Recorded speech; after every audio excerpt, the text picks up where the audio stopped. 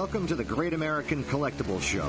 Heard Wednesdays at 6 p.m. Eastern on PSAcard.com and the PSA Facebook page. The Great American Collectibles Show is brought to you by PSA and the National Sports Collectors Convention. Tonight's headlines are brought to you by Sports Collectors Daily. For all of your hobby news, features, and more, visit sportscollectorsdaily.com. And now, your hosts, Tom Zappola and Rico Petroselli.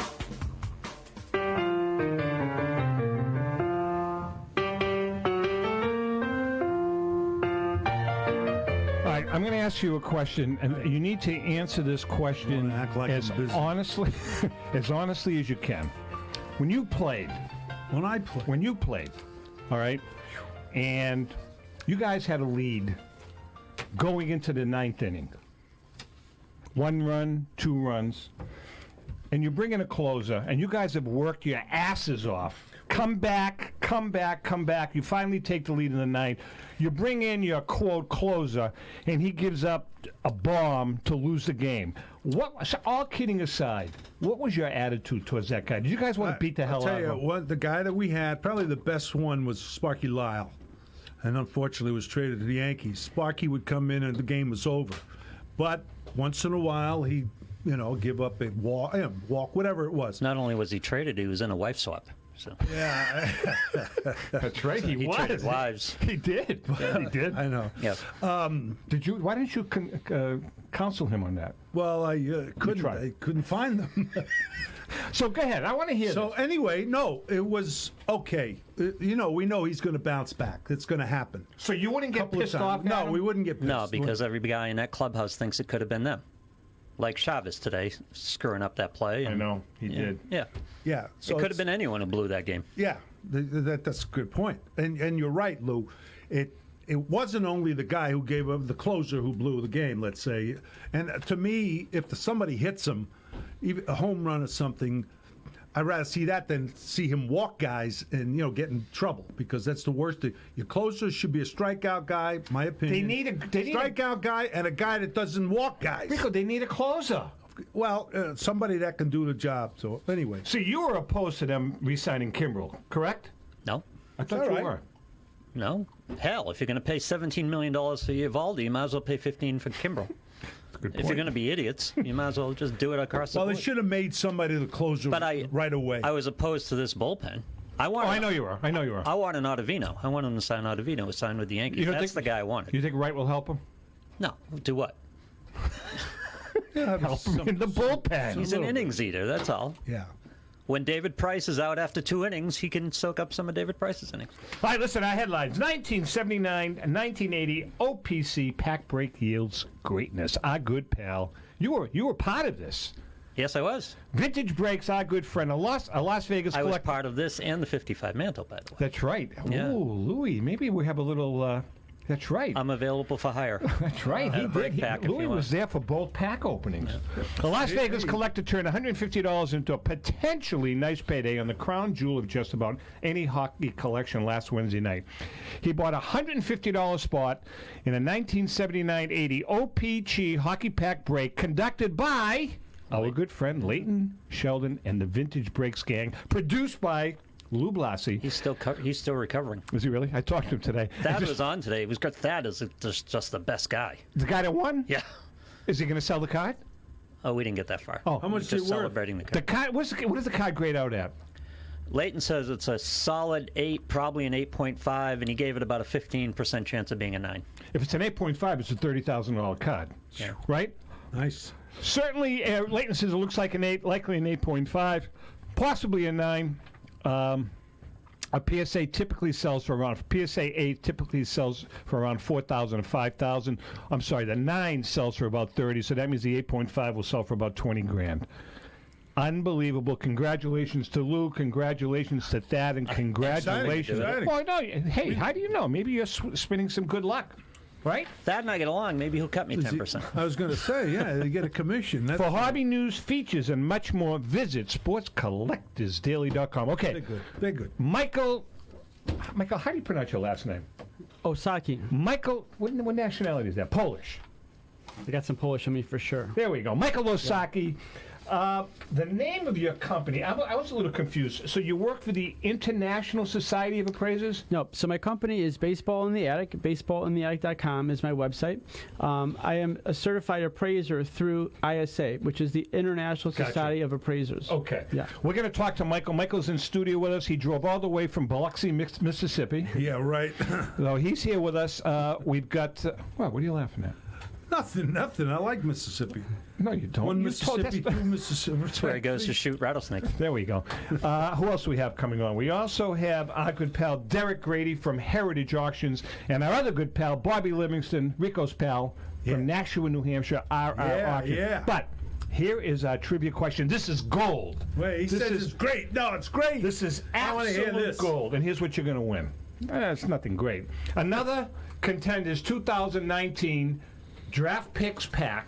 There could be 4 signatures in here from the top draft picks of the 2019 draft.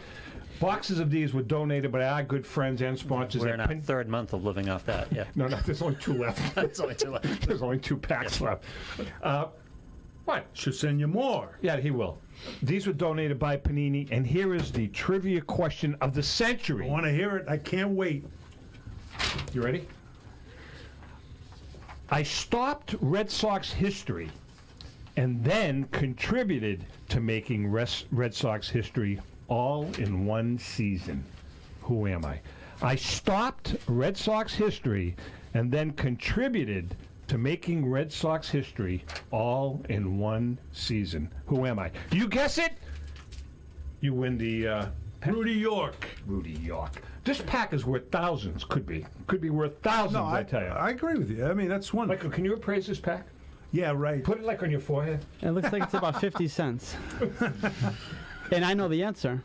Oh, don't But say I'm not going to say anything. can't say it. don't Can't. say it. All right, one more time. I stopped Red Sox history and then be me. contributed. Yeah, that's right. You're 0 for 32, stopped them. That's right. I stopped Red Sox history and then contributed to making Red Sox history all in one season. Who is it? Red Babe Sox. Ruth. No, Babe Ruth. In one season. I think I know who it is. He may. You gotta think. Yep. Makes sense. No, I think I know who it is. Okay, but we're not gonna. No. Stop, mate. It says. Biloxi's a beautiful. someone's nailing me, Steve Lane. And by the way, Steve, thanks again. We are Biloxi going is to nice. we're going to be talking about the great letter and prep work for the national in the next couple of weeks. All right, let's talk to Michael, not Mike. Michael. Michael. Do you have your questions? Of course I do. The ones that tell me about ones that you wrote. No, what happened? Well, What happened? Why did you call me up It's and my say? favorite part of the show. Rico reads Tom's question, and Tom says, "Good question." No, great question. I hate both of you. God, I hate both of you. I hate This you is the both. God's honest truth. I email him. I'm printing out the stuff, the copy for the ads and all that. You know, eBay, and it runs out of ink. Runs out of ink. Runs out of ink. Damn. So I go downstairs. My wife's got a computer, got a printer there. Okay. Runs out of ink. It Damn. runs out of ink. So help me God, it runs out of ink. And he says, "Yeah, right. Sure. No, what did I say? I used one word: pathetic. Pathetic." That's right. what I use, pathetic. Is that my fault? It's the printer's fault. Correct me if I'm wrong. Doesn't Michael run a marketing company? Oh, he sells Shouldn't you ink. be able to get something By printed? the way, I called an order into him today. Wonderful. Thank you very much. All right, Hold on. I want to ask Michael. You get a commission? Ask Mike. No. Okay, I go want to ask Michael. Mike, how'd you get started in this business? Great question. So Rico, believe it or not, back in 1997, when I was just a young boy. 1997. You look about 12. Yeah, my grandfather got me a shoebox full of old baseball cards for my birthday. Wow. And it got me started of not only trying to find more of them, but understand the values. So if I have a Ricky Henderson rookie card, why is one card $20 and one could be worth $300? And so I Yeah. started learning about centering and the corners and print defects and all that stuff. You know, I go way back. You know, when we got cards, tops with the bubble gum, we just looked at who were the players. It was not even a thought of how much they might be someday. You know what I mean? And now you think that more and more people do that. I mean, they look and say, "Hey, this card might be worth X amount." Oh, absolutely. So back in the day, people would put them in their bicycle spokes. right. Nobody thought about this as an investment, right? This was 30, 40, 50 years ago, right? And really, I wasn't born. and really, the organized hobby really started in the mid to late 1970s. And so when people were collecting the 50s and 60s, they just collected what they liked. A lot of times, if you were, let's say, a Red Sox fan and you found a Mickey Mantle, you would put that in your bicycle spokes because you didn't. I did it. There you go. 52 Mantle I had. Oh, everybody says that. Everybody yes, knows. I agree with my you. idol. I so agree with that. You didn't have any 52 I Mans had on a your bike. 52. I don't believe that. I do not buy Listen, that. you know, It's like how many people are in Fenway for Ted's last homer. There are like 3 people I had there. a Mickey Mantle 52. In your spokes, you are In my spokes, you and are I lying. used to flip them. I swear, I never lost. And by the way, in Massachusetts, we didn't call them flipping. We called it scaling. We used to call it scaling. Yeah, it was scaling. You're right. Scalers. I don't even believe you had a bike.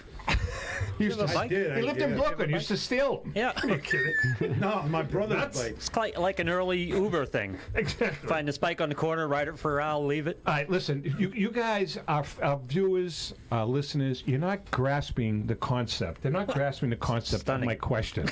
Yeah, that's. I'm gonna repeat it. All right. I stopped Red Sox history and then contributed to making Red Sox history all in one season. So I want you to think about the question. He crushed the Red Sox and then really helped the Red Sox. I'm going to give you one hint. Oh, so we got traded, right? I'm going to give you one hint. 1967. Oh, yeah. Oh. All right? Yeah. I'm going to give you one hint, 1967. If you can't get that, you're all morons. So what do you want me to tell you? All right. Tell us about a little bit about the International Society of Appraisers. I what missed is that day it? at broadcasting school. I called the audience morons. So ISA is the governing body that certifies different types of appraisers, not just sports, which is what my expertise is in, but it could be art or jewelry, dinosaur bones. The list goes on and on and on. And really, what they deem is, besides ongoing education and being a thought leader we have to be in our field, is that when a specific appraisal needs to be deemed appropriate or not, the IRS and other government agencies look to make sure that the credentials of the appraiser are solid, meaning they have a designation like I do from ISA. Because too many people, it could be a dealer who is very knowledgeable in small town USA, could say this is worth $50, but the IRS again and other agencies want to say, okay, well, what's the thought process behind this? Did they just pull it out of their butt, or is there some, okay, this is why? Additionally, what we do when someone calls me and says, I need an appraisal, the first question I ask is, what's the goal here? What's the objective? Do you need an insurance appraisal, or is this you're trying to sell it and need fair market value? Because the values, the prices that I write into the appraisal report vary greatly depending upon the goal of the client, right? If this is an insurance appraisal and God forbid there's damage by a flood or someone steals stuff, they need to be made whole, and the values are replacement cost new, as opposed to if someone just needs a fair market value, we can look at sales comps and say, okay, this is $100.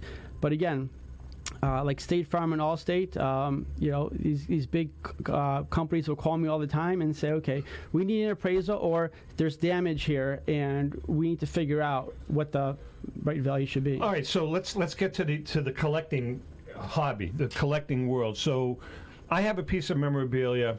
I'm going to pay you. Michael, can you do me a favor? Can you appraise this for me? Correct? The first step. Now, so what's the difference? Do you authenticate it also? No, that's one misnomer. Sometimes people think an appraiser is also an authenticator. Right. Sometimes I will look at things that have already been authenticated by, let's say, PSA, and sometimes I haven't. Now, I've seen maybe 1,000 Babe Ruth signed baseballs over 20 plus years, and so I have a good feeling of, okay, Mickey Mantle, okay, this is correct or this is not correct. But really, an authenticator, that's their expertise, is to authenticate autographs. Okay, but if I give you a baseball that is not authenticated, will you not appraise it before I get it authenticated? So if I hand you a Mickey Mantle signed baseball, will you still appraise it even though you're not sure if it's real? If I'm not sure it's real, I will not appraise it. If I am sure, then I will definitely appraise it, yes. I'm gonna tell you guys a story that happened this week. That's How long is this going to take? No, this is a very sad story. Not sad because he's going to win. We're going to help him. I'm going to help him, and some other people are going to help him. I got a call from a viewer who happens to live about 2 towns over, who said to me, "My daughter's getting married, and can you take a look at my collection because I really want to sell it? Maybe you can help me out. Tell me who to sell. Who's going to auction it on for me." I'm sorry. I went to his house. He had about 250 signed baseballs. He had movie pictures, posters, not posters, photographs, all signed. And he had, those Hall of Fame postcards. They look like They're yellow on the front. Yes. Yeah. The paper, but they're cardboard. He had 200 of them signed by all Hall of Famers. Wow. Had all the, quote, certificates of authenticity. So he showed me, I looked at a couple of them. One was, and this probably raises a red flag, a signed baseball by Joe DiMaggio and Marilyn Monroe. I said, when did you get this? He said, around 1990. I said, how much did you pay for it? He said, $200. So I looked at him, and I said, you paid $200 for this. I said, you do realize that a signed Marilyn Monroe, Joe DiMaggio ball, they're very, very rare. It's probably a $25,000 ball. More. More. His eyes lit up. Then he showed me, which was funny but sad, he showed me a signed ball by Chief Bender. T206, Chief Bender. Yeah. Pretty cool, right?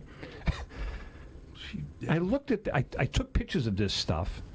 And make a long story short, it was a Chief Bender signature on a Little League baseball. Oh, jeez. From 1958. Now, Chief Bender died in 1954. Oh, my goodness. So I said to him, you may know him, by the way. Oh. I said to him, he's a Haverhill guy. I said to him, that fits. I said, I have some bad news for you. I said, I can tell you, I sent both pictures off to someone we all know who's an expert. And 30 seconds later, he texted me back, fake.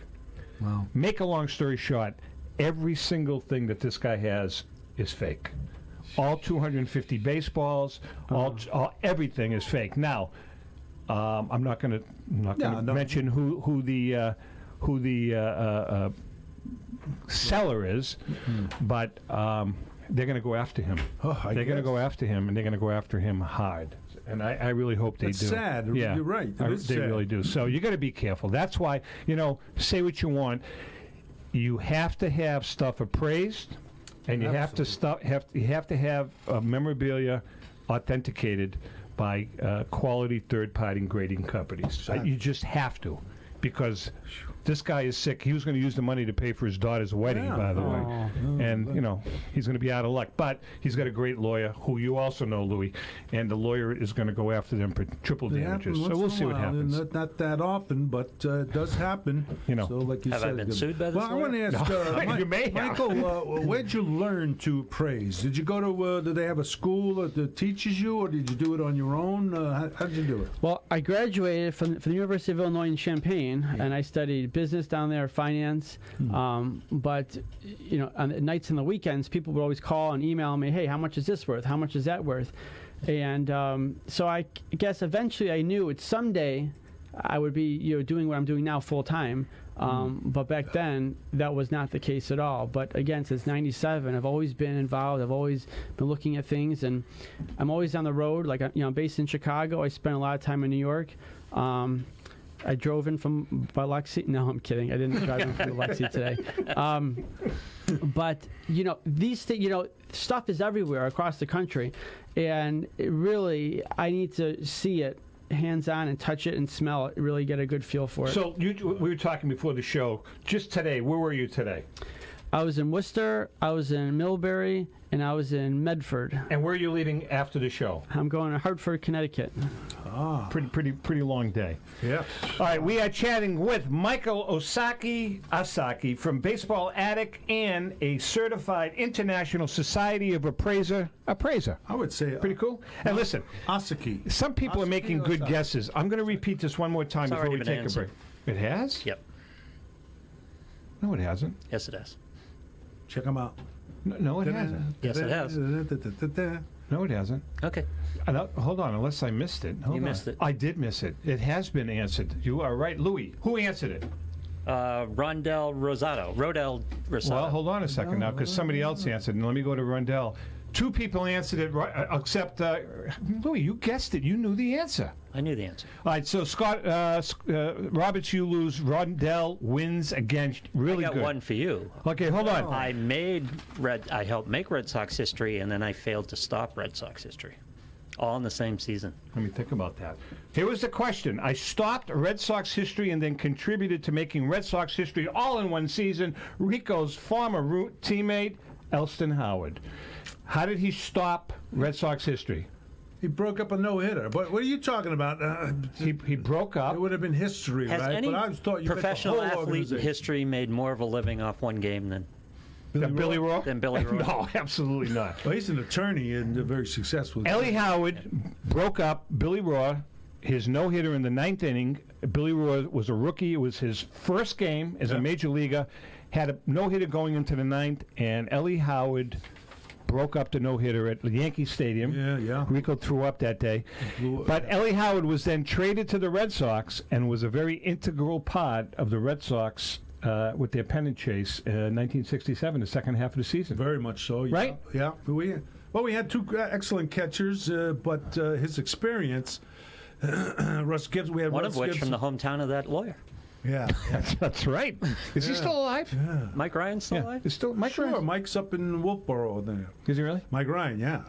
Him and Gibby were outstanding catchers. But they just neither one could hit their weight. No, they weren't great hitters, but they got their. But they were good defensive catchers. Yeah. All right, we're going to take a break. We come back. We are going to chat for a few moments with Bobby Livingston from RR Auctions. Then we're going to come back to Michael. Then we got all kinds of good stuff. So whatever, hang in there. We'll be right back. Hey, water.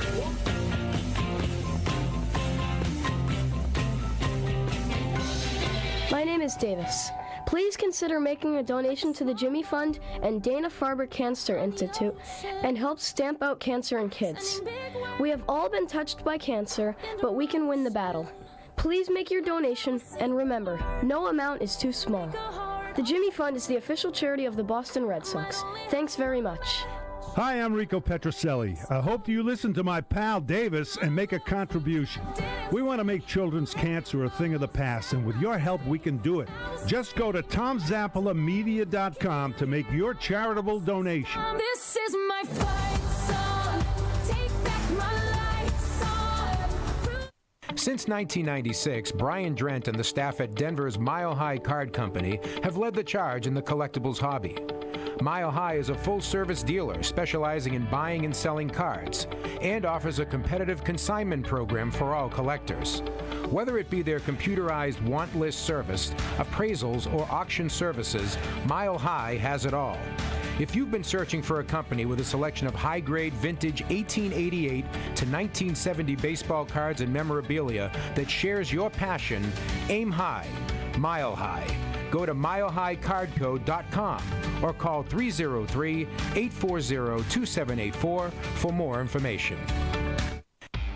Hi, everyone. I'm Rico Petroselli, and I'm very excited to talk to you about our new partner, Panini America.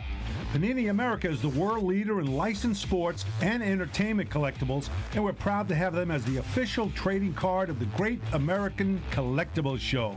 When it comes to modern trading cards of your favorite players, Panini America leads the way in terms of innovation, design, creativity, value, and fun. From landmark brands such as Donruss, Prism, and Contenders to high-end juggernauts like Flawless, National Treasures, and Immaculate, Panini America delivers the hottest trading cards of the biggest names in the NBA, NFL, MLB, PA, NASCAR, soccer, and college. When you want to collect the best, collect Panini America. Ask for it at your local hobby shop or at mass retailers like Target and Walmart.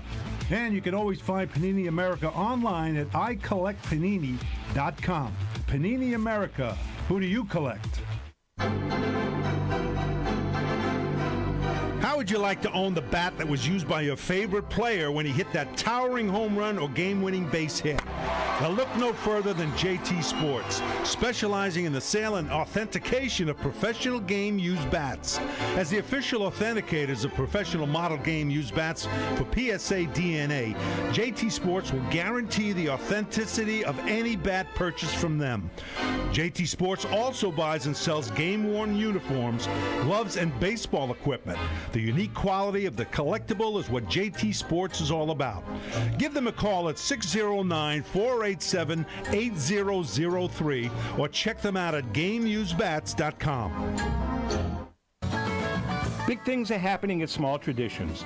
The Denver-based auction firm has moved into new digs in the Cherry Creek North Business District of Denver, just one block from the world-famous Cherry Cricket. Small Traditions' cost-free grading promotion is also growing. Now submit up to 500 cards for consideration for grading and don't pay a penny out of pocket. Let owner Dave Thorne and the experts at Small Traditions do all of the work for you and enjoy a 0% seller's fee as well.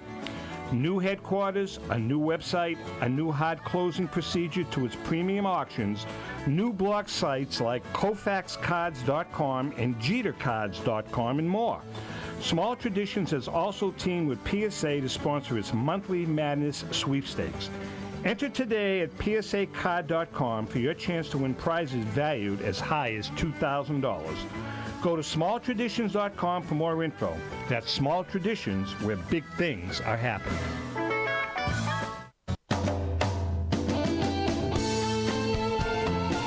Okay, we are back. And by the way, in the second half hour, right after we speak to our good friend Derek Grady, providing that he is not in some bordello in Vegas. Now. Well, he may be. You don't know that. He may be. You know Derek, man. He's all over the place. We're trying to get a hold of Bobby Livingston. There's another guy that's probably hanging on some bar stool. Right? Jeez. What? Well, no, it's. I mean, Bobby likes his cocktails. Well, still, I mean, you make it out like he's drunk. Well, he could be. You don't know he's not. All over the place. You don't know that he's not. He could be. He could be like slobbering and. Says the two guys who, on a couple of shows from Florida, not going to say anything. That was his fault. No, that was your fault. All right, let's read this. All right, let's talk about. At least tell me so I could drink before the show too. There was that one show. Where was it? There were a couple. Was it yeah? But there was one hotel or the what's his name? No, there was one that Staten Island Joe did with me, and we had like three martinis before the show started. We were having like cheese and crackers, and Ellen brought out some apps, and we wound up having 3 martinis. Then we went on the air. Yep. Yes. Wow. All right. How about a little eBay music, Louie Boy? All right. Hold on. Okay, we're good. Folks, if you're looking for autographed memorabilia, hard-to-find collectibles from your favorite team, and that officially licensed MLB jersey or that muzzle for LeVar Ball, go to eBay. Tell me that's not funny. No, it's funny, but it's true. Shut up, LeVar. Come on, play basketball. Rico, you can find just listen about. to me. Why do you keep saying Rico? Well, it says it is. That means Rico. that you're supposed to read it. No You're not kidding. talking to yourself. Is that right? Go ahead. Yeah, well, don't write it then. Rico, you can find just about anything on eBay. If you're on a budget, you can purchase PSA graded cards at very affordable prices. Great pieces of memorabilia from your favorite dealers and players, autographs, and much more. From everything, see, notice how professional I am. I could say Tom, but I'm not. All right. From everything to graded and ungraded T2O, 6 cards, Gaudies, play balls, and 52 tops, there is some amazing, I repeat, amazing deals on eBay. And don't forget, non-sports cards, all kinds of sports collectibles, and even tickets to your favorite game. Mm-hmm. Well, eBay has 162 trillion users and is the biggest and best marketplace in the world. 162 trillion, but don't worry. I have a really good joke for that, but I'm going to have to tell you guys off the air. Now look at this. 100. Hey, here's a college graduate here. Go. 3 G's. Hey, go. My finger Go slipped. to eBay.com and either make your purchase or get your bid in. Go. Come on. My finger slipped. What do you want from me? I know. All right. Let's get back to our guest, Michael Osacky. Michael, what is the one Mona Lisa that you've appraised? I've appraised some fantastic individual items, including some huge collections. But one of the things that I'll never forget, I do a lot of speaking engagements, and this was a couple years ago, actually, not too far from here. And my speaking engagement is twofold. The first 45 minutes I give like a PowerPoint presentation on the hobby. We talk about authentication and grading and why that's so important. We talk about reprints and forgeries. And then after, people that have items can bring in what they have, and I'll give them a free verbal appraisal. And there were a lot of people, and I had to catch a flight back home. And a guy and his son had a signed Babe Ruth photo. And Babe Ruth signed a lot. You know, there's a lot of them out there. It's still valuable, you know, several thousands of dollars. And I told him about $4,000 or $5,000. He looks at me. He's like, "That's it?" I'm like, "Yeah." He goes, "Michael, look at the bottom right-hand corner. It's dated." So I look. It says August 16th, 1948. I look up at the guy and I said, "That's the day that he died. You mean to tell me this might be the last ever signature of Babe Ruth?" He goes, "Yes." I go, "Prove it to me." He takes out his bag. Long story short, on the guy's wife's side of the family, there was a priest.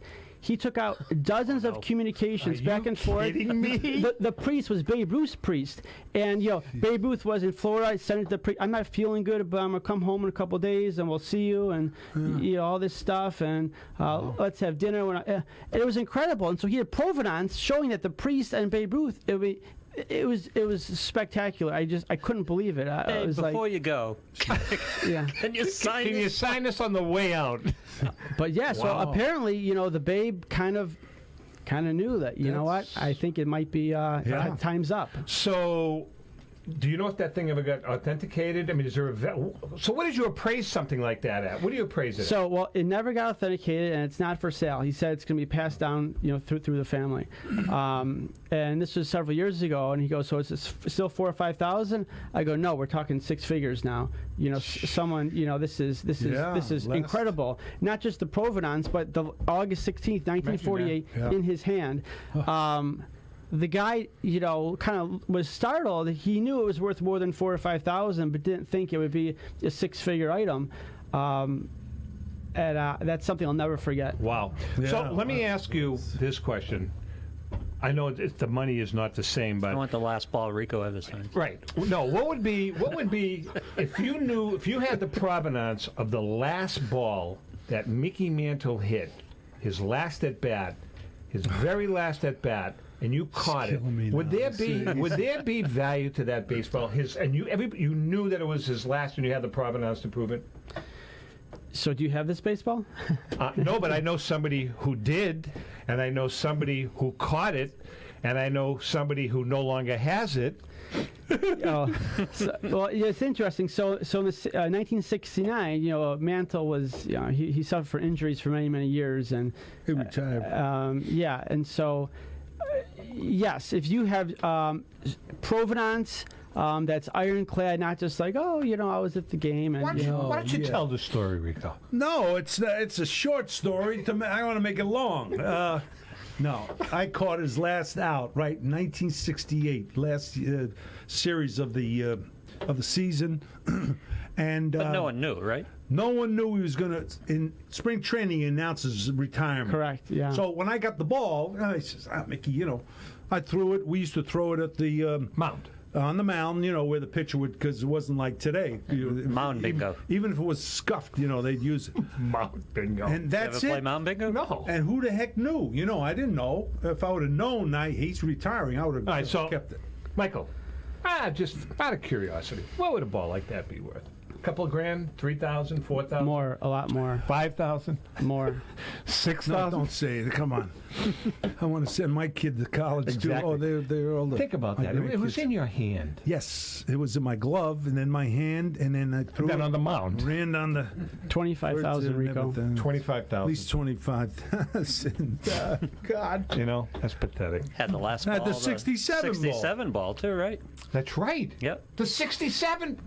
You know, That's some kid in Watertown. Boston He's collected- senior now. Hold on. You gave that ball, though, to Lawborg. Jim Lonborg. And Lawborg gave it a Yawkey, and the Yawkey lost it. Yankees. Have you ever seen that, the iconic, in Massachusetts, What are you it's an gonna do? iconic film caption of Rico catching Rich Rollins' pop-up to end the 1967 series. They clinched for at least a tie.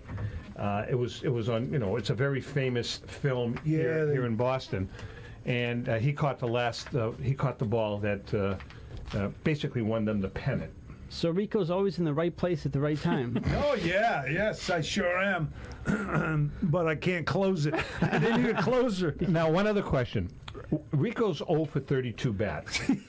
Is there any value to that? The one with the hole in it, right? Big hole in the middle. No. Yeah, Rico, I have a great fireplace for that. Right?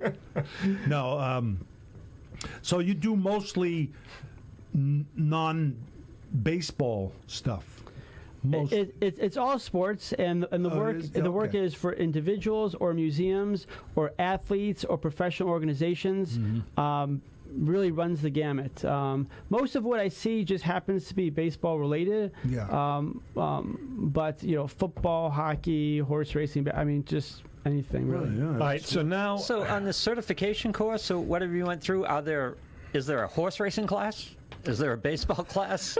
No. I mean, is it optional what you pick, what sports you pick? No, so it's really the theory and the methodology behind researching and writing a formal document, as opposed to this is how to grade a Babe Ruth card, or that's obviously for a third party like PSA. Right. Yeah. Interesting. So the procedure would be the same regardless of the sport. Yeah. All right, so let's talk about the Cracker Jack collection. Very close to my heart and very close to my co-author's heart, John Mallory, who is standing out here in the hallway sleeping. We're going to bring John in a little while. Why are you considered the dean of the Cracker Jack cards? Back in 2017, Forbes magazine named me the dean of Cracker Jack baseball cards. It's been very close to my heart, Cracker Jacks, and for whatever reason, over the years, I have appraised complete sets, both 1914 and 1915, near complete sets of 1914, 1915. They just seem to, gravitate me. And some of these collections are, have been recycled in the hobby, or, new collections by, last year there was a couple that in their 80s that had a complete 1915 Cracker Jack card collection, and more so than anything else. It's Cracker Jacks. So people, they seem to call me first and call others second. I've done a lot of writing for Parade magazine, which I think today still is the most widely read magazine on a weekly basis, like 40 million people every Sunday. And, so I've written some articles on Cracker Jacks, and so people will, see that, call me. I love the color of the Cracker Jacks. I love that they were just 2 years, and they were, in 1915 you could get both, insert them in the packs, find them in the packs, or, mail away money for them. In 1914 it was just one method of distribution. Right. As you know. And that's why the Matty card is so valuable. I like the Cracker Jacks. Really? Oh, yeah. They're Well, delicious. it's just a little side story. John and I and Ellen, you do a lot of public speaking. Have you ever spoken to the Cracker Jack Collectors Club? I have. So did we. last summer they were in Chicago. I think every year they We were in somewhere Philly. else. We spoke to them in Philly. Are they still all? How many people? Because they were pretty old. Are they all still alive? They're all still alive. There was maybe 60, 65 Yeah, that people. was about right. Right, Jordan? And what's fantastic about the club is, I spoke to them, but then afterwards, they have like a little Cocktail hour. Yeah. We had the cocktail hour. But that was the best part of the whole thing. This is Remember that? incredible. Mallory and I drinking vodkas. And talk and speaking. The cocktail And then we hour. had to speak. And then people go room to room and like shop and buy different Cracker Jack items. They were I tell you, all kidding aside, they were the nicest people. Absolutely. They were so nice to us. It was in Philly. I think it was in Philly, wasn't it, John? Yeah, it was in Philly, and we spoke. John and I and Ellen, they flew us down, and we had a good time with them. We had a good time, and I think they enjoyed us. When Mallory and I start speaking, we get a little silly, like Rico and I. So it's pretty good. You gotta. It's pretty good. I wanted to ask you, do you have any Cracker Jack cards yourself? Are you a collector? I'm a collector, yeah. Over the years, I've picked up some Cracker Jack cards. I'm still looking for the 1914 Mathewson and You and everybody else. and the Pratt. I'm looking for a Wagner, too. Yeah, Joe Jackson. Yeah, it's interesting. Some of the cards are, just more plentiful. It's like over the years, it's like, oh, it's whatever. Another one of this common card. It's like, how come I don't see a 1914 Christy Mathewson ever? Right. That's right. That's the truth. What else do you have in your personal collection? Some 1933 Gowdy cards. I have all the Babe Ruths. some Tito 6 cards, some autographs, some like team signed Yankee baseballs. So kind of a mix. Smorgasbord. Yeah. No, that's some good. I think yeah. that's kind of cool. Did you collect? I know you collected cards as a kid, right? Or did you not even really? You just No, I mean, the industry wasn't, had started yet, and all the kids that. The only thing I was just thinking, my brother would collect cards. It was a big Yankee fan, and they were black and white, and with the Yankee stripes, but they were not colored. And he had, a book, a student book, a high school student with that funny front to it. And he had DiMaggio, Berra, all the Yankees, mostly Yankees. And I don't know what happened to it. I don't know if they would have, where they were from. They were small square cards? Not small, but rectangular, but not big. Not really the size of these cards. Mm-hmm. They were smaller. And, he loved them. And I don't know what the heck happened to it. And my cards that I collected, when I say kept, after the chewing gum, and we flipped them in a box of them. And it's true, the story about your mother, they threw it out. They threw the box out because... See, my mother, the cards I kept the cards. My mother threw the bike out. Oh, she threw the bike out. Yeah. Well, that's it. All right, listen, we're going to take an early break. We were able to track down Bobby Livingston, so we're going to take a break now. We come back, we're going to go with Bobby, talk a little bit more with Michael, then we're going to get Derek in, then we're going to bring John in, then we're going to bring Rico's kids in. Yeah, my grandkids and everybody. Hang in there, we'll be right back. Hey, I'm Mike Petroselli. If your company is looking for the best in marketing and promotional items, you'll hit a home run with Petroselli Marketing. With over 8,000 suppliers and 650,000 imprint-ready items, we can get your company the visibility it needs to get your maximum exposure. Whether it be office promotions, wearables, automotive, sports items, and everything in between, Petroselli Marketing can do it all. Our design staff will even work with you from concept to delivery and customize your products. At Petroselli Marketing Group, we will get your brand in front of your audience. Contact us at info@petrosellimkt.com or call us at 603-880-3202. That's Petroselli Marketing, where no dream is impossible. Mint State is a PSA authorized dealer specializing in high-grade vintage sports and non-sport cards. Established in 2002 and in its 18th year of full-time operation, we utilize an extensive network of sellers, collectors, and other dealers for the millions of dollars in collectibles we sell every year. Mint State has assisted with many of the finest collections ever assembled and offers sellers, such as the owners of the Lucky 7 Find, an attractive consignment package in addition to outright purchase. For more information, please visit mintstateinc.com or contact Rick Snyder by email at mintstate@msn.com or by telephone at 630-365-9790. Happy hunting! When it comes to meeting a budget, Pristine Auction has something for everyone. Jared and his staff at Pristine offer several auction formats, all the way down to a daily auction. Each auction ends nightly with hundreds of lots, and by the way, all daily auctions are offered with no reserve prices. Whether it's cards, signed jerseys, sports, or non-sports memorabilia, Pristine has it all. Pristine Auction is also proud to partner with Hope Sports in Mexico. Our mission is to help those in need. That's Pristine Auction, Pristine. Simply go to pristineauction.com and begin bidding. And don't forget, mention the guys from the Great American Collectibles Show. That's Pristine Auction, meeting your collectible needs. This is Brian Drent, president of Mile High Card Company.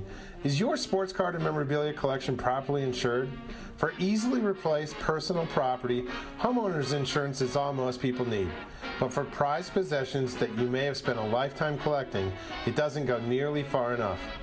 Collectibles Insurance Services has been insuring for over 50 years. They offer a full range of protection and a $0 deductible at an affordable rate with no appraisals required. I know because they insure my collection. If you have a minute, go to collectinsure.com and learn more about insuring your personal card or memorabilia collection.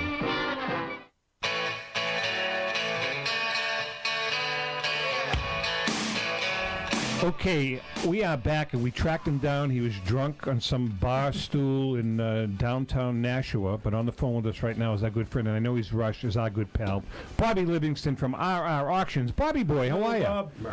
I'm great, Tom, Rico. Those drunken days are behind me, Tom. Yeah, see? They are, huh? That means he's left the bar. Right, that means you've left the bar, exactly.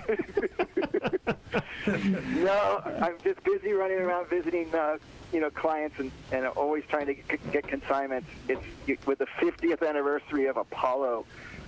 We've just been getting some really amazing prices on Apollo 11, so I had to go see a collection. So I was on your site. No, that's okay. I was on your site, man. I can't believe some of this. Tell us about this auction. I mean, you've got some amazing. Are there any props from the set for the Moonlight? Well, not funny.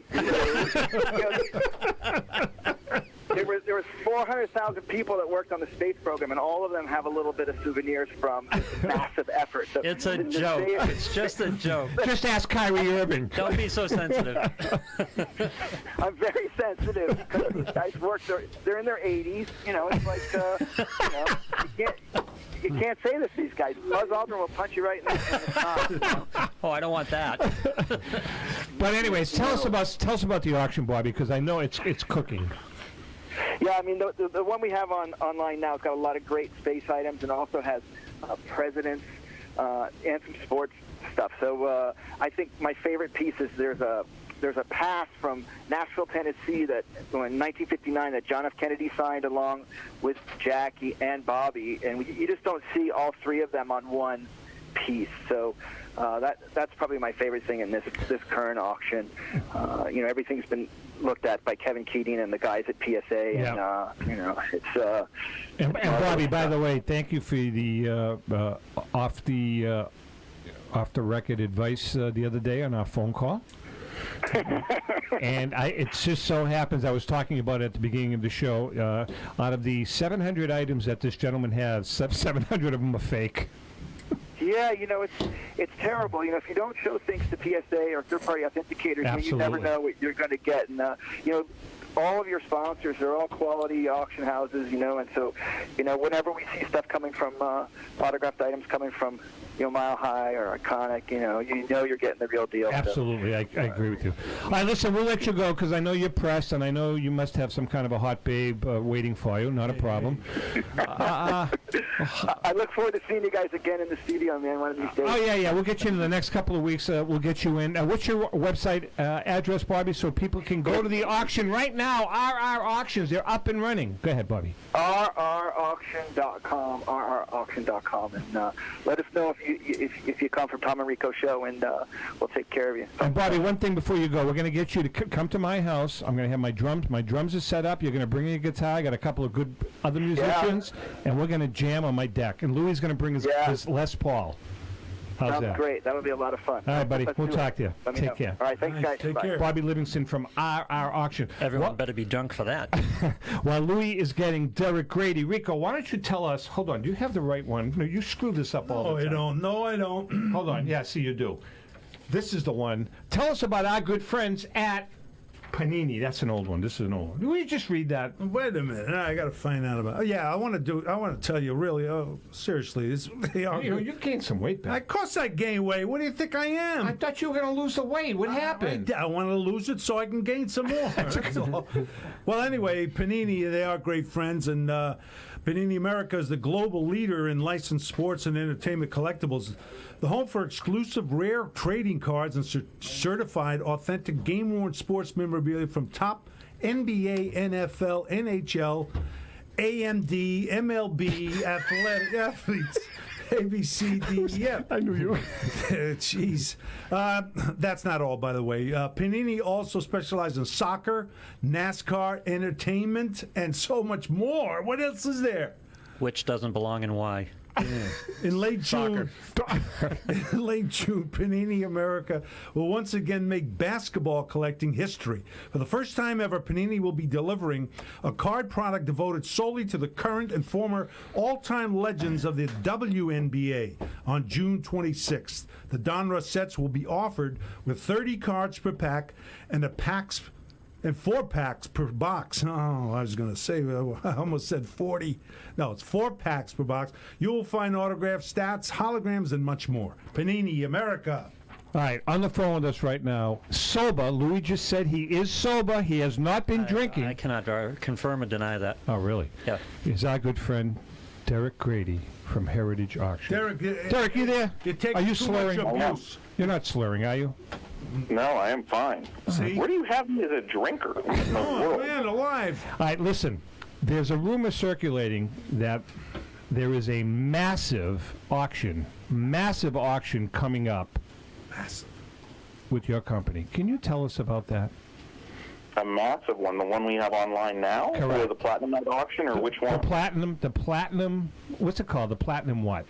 Well, the one at the National. Correct. The Platinum Night Auction at the National, where we have the Gehrig jersey, graded a 9, all original. We have a ton of game used bats. I had just picked up a fresh to the hobby M101-4 1916 Babe Ruth. God. Famous and Bar back graded a 6. The highest graded PSA Famous and Bar in their history, graded a 6. That's 300,000 plus. Unbelievable. Tons of six-figure cards in that auction. Everything on display at the National. You know, obviously we'll have one of the biggest booths at the National. I think I'm even hosting one. You know, there's this little cute couple, Rico and Tom, that do this radio show. I think I'm going to be one of the hosts. Well, let me tell you something. What the highlight of this is going to be, because Josh Evans is doing the first hour, as you know. Josh is insisting that we do it together. No, but we have what's called, in the radio business, Lou taught me this, it's called the crossover. And Josh is insisting on staying for about 5 or 6 minutes during the crossover when we cross over for him to you, because he is going to verbally take you apart. I'm just telling you that. Now, he doesn't understand that he's a dinosaur, and I'm like the new regime here, and so his bald head can be on Mount Rushmore. That's uncalled for. Generation of Mount Rushmore. Just uncalled for. Well, that's a good point, because I mentioned we're going to need a boom truck to get him up onto the stage, first of all. You know? Yeah. That's uncalled for, too. Well, I'm just letting you know. He's a good guy. He's a good friend, and we are very good friends. I'm very good friends with Mike Hefner, his partner, who carries the company at Leland. And also, you know, they're a good team. That may or may not be uncalled for. I don't know. They're a good team, but we have this incredible card auction online right now, okay, which is the first installment of the David Hall collection. All right, let's talk about that. I'm like nauseous when I think about that. So the July 18th, 19th, and 20th card auction.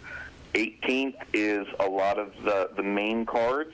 The 19th is David Hall all to himself. And then the 20th is the final session. Now, all online at ha.com/sports. Now, highlights. 53 Mantle and a 9. One hasn't been sold for 10 years. That's already at $170,000. Wait a second. Is that David's? No. Oh, okay. He's all T206. Right, that's what I thought. Okay. David Hall, yeah. Now, and for the rest of the year, just so everybody knows, because Wagner's coming up, all his other cards are coming up throughout the rest of the year and into 2020. David Hall is going to have his own auctions as well. For our listeners and viewers, David Hall was the former CEO of Collectors Universe and PSA. And David retired about 6 months ago, and David had the most extensive collection of T206 cards, probably in the world, 5,000 T206 cards. Yeah, he tried to collect every variation. So correct. Every variation of a Ty Cobb card with every back. What is comes in, a green portrait comes in, sovereign back, Tolstoy back, whatever backs it comes in, Old Mill back, he wanted every back of every card. Derek, does he own one Wagner? Yes. And what's the grade? What's the grade on that? It's just an authentic. It's an authentic. Authentic. Okay, good. Yeah. All right, listen, we'll let you go. What is? I'm telling you guys, when I saw that you guys were handling his auction, that is going to be a bloodbath. As far as I'm telling you, I'm not kidding. Well, T206 always are. Well, no. As a matter of fact, somebody made a comment. Someone tonight made a comment about the auction coming up, that it's going to be a battle. It's going to be an absolute battle between the T206 collectors across the country. So You guys, That's good. I mean, we love it, and we thank our bidders and our consigners. We couldn't do it without them, and we're working hard to stay where we're at. all right, pal. We love you. All righty. All right. All right, Love take you care. guys too. We'll see you soon. Derek Take Grady care. from Heritage Auction. All right, listen, we have a few minutes left. I want to bring in, we're going to make room for him. A little programming note. My good friend and partner, Mr. Rico Petroselli. Yeah. He is going to be. He's not leaving the show, so don't freak out. But Rico has some other commitments over the course of the coming months. Rico's very much involved with the Fellowship of Christian Athletes, right, among others. and then he's got some responsibilities for the Red Sox. So there's some really scheduling conflicts that we have coming up. So what I decided to do is I talked to my good friend, who happens to be a very, very, very successful radio personality up here in the Boston area. A lot of people love him. John Mallory. John is he writes for Boston Baseball Magazine, Northeast Golf Magazine. John co-authored the legendary Lumber and the Cracker Jack collection with Ellen and I. He writes for Patriots And the Weekly autograph book. and the autograph book. That's right. I forgot about that. Yeah. Hey, you didn't do. I mean, you know. that was iffy, that project. If you read them all, you can tell the ones I. He also wrote a column called Media Blitz, and what it was a media review of all the electronic media, the stations in Boston. By the time he was done, everybody hated him. And because this is the only gig I can get now. So. And then he was on Sirius Radio. So John's got a pretty good pedigree. John, welcome, brother. Oh, it's my pleasure.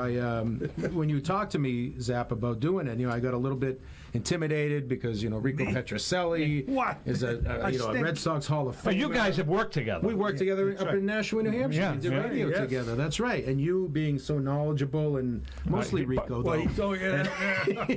But now, having watched the show in person, it's really not that big a deal.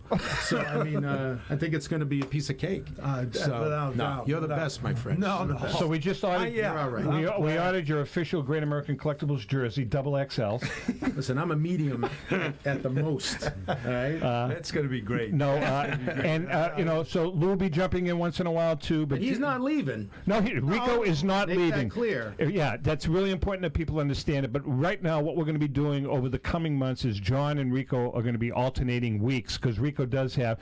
And Rico, we're very proud of you, especially with the. Why don't you tell us? We got about 5 minutes because I want to get back to Michael. What's the Christian Fellowship of Christian Athletes? It's a organization that was founded in Kansas City years ago, and what it does, it's a Christian organization, and we go into schools called coaches and meet with kids from student athletes, and try to help them with what's going on in their lives, try to build confidence, integrity, and all that. So really build them up, and also we do present what we call, as a Christian, the gospel. And if a kid is not, if he's Jewish or something, that's fine. He doesn't have to, he can go in the other room and then come back, and we talk about them. And by the way, the suicide rate in all over the country has almost doubled. So it's so important that we get these kids, talk to them, and really, build them up. Well, congrats. As I said, Rico is not leaving. They're going to be alternating weeks. But, Mallory, right now, you can earn your money, baby. Earn your money. CSA show. All right, we ready? Does it have Rico in this? No. CSA Shows is proud to present the Chantilly Show, being held July 12th, 13th, and 14th at the Dulles Expo Center in Chantilly, Virginia, just minutes from Dulles International Airport. You're not like Walter Cronkite. Celebrating over 20 years at the same location, there will be over 300 dealers exhibiting on over 100,000 square feet of space. With both vintage cards and memorabilia, as well as modern-day sports treasures, you won't have to look very far for that special card, that ball, or autograph. All of the major auction houses and third-party grading companies will be on hand, as well as many athletes and celebrity guests signing autographs and taking photographs with you. For more information, go to csashows.com. That's the Chantilly Show, July 12th through the 14th, See you there. And by the way, Mallory actually has a hell of a sense of humor. You guys are going to love him. Yes. Yeah, You're it's gonna really love great. Mallory, especially when he's had a few cocktails. I did not catch the pop fly in 1967. I was 2 years old. I spit up pea soup at that very moment when Rico gloved that pop. Michael, thank you so much for coming in. Your website.